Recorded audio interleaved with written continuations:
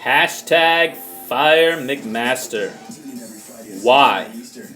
Because he fired Rich Higgins, who put together a report outlining that globalists and Islamists are conspiring together in what he calls a Maoist insurgency, creating a parallel state.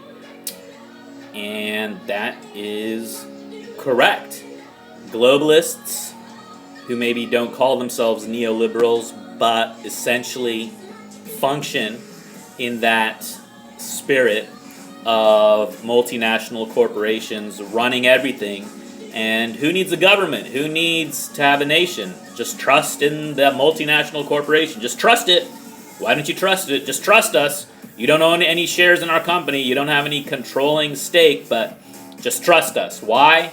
Because of a bunch of marketing hype, right?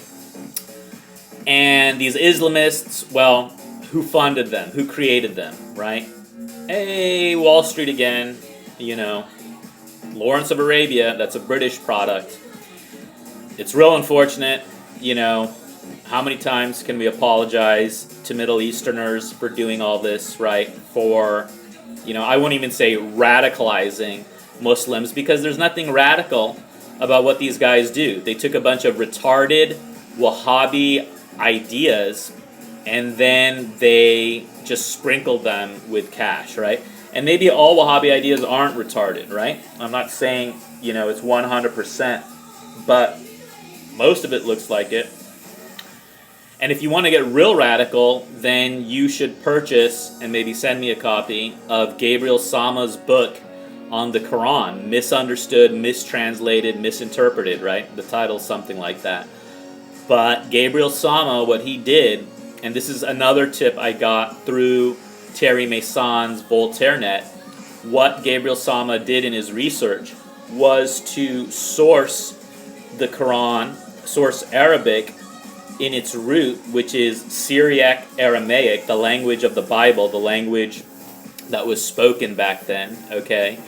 And to essentially take every verse from the Quran and trace it back to its origin in the New Testament and Old Testament. It's pretty fascinating stuff, and if anything, it makes the Quran read even more brightly for those of us that are pro-Quran or whatever. But if you're anti-Quran, then I think it's especially important. You know, let's say all you've heard of is the Salafi Wahhabi stuff, or all you've gotten is an Islamist interpretation of the Quran, then it's a real eye-opener to read the Quran as essentially an abridgment of the Old Testament and New Testament. It's kind of filtering the cream of the Bible. And that's really radical, right? So, you know, radical Islamism, it's a paradox, an oxymoron. Actually, let's see if I can pull this off.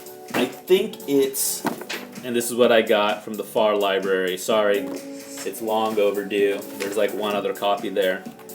But let's see. I believe it's, here we go. Chapter 2, 256, line 256. There is no compulsion in religion. Well, what is Islamism? It's the idea of using government to enforce religious principles, whatever those might be. That sounds like compulsion to me.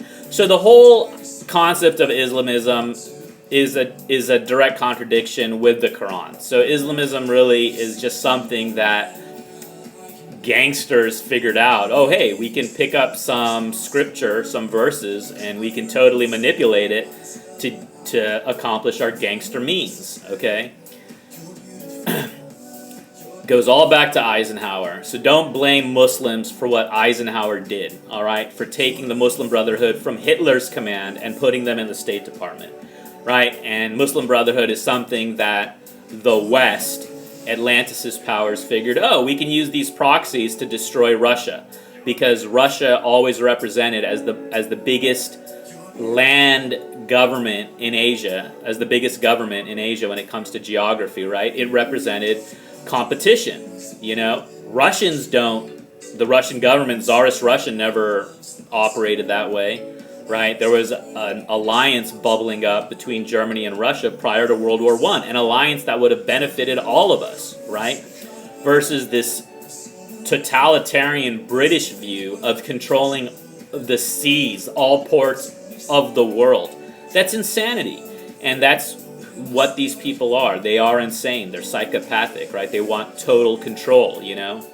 I could make some Al-Anon jokes here. I should make some Al-Anon jokes. Any friends of Lois know what control freaks are about. And if you need to deal with control issues, Al-Anon is maybe something you want to check out. But that's for a future episode. So fire McMaster, liberal, conservative, progressive, left, right, whatever you consider yourself. If you want to take part in this counter coup, hashtag fire McMaster. Send it out far and wide. Peace.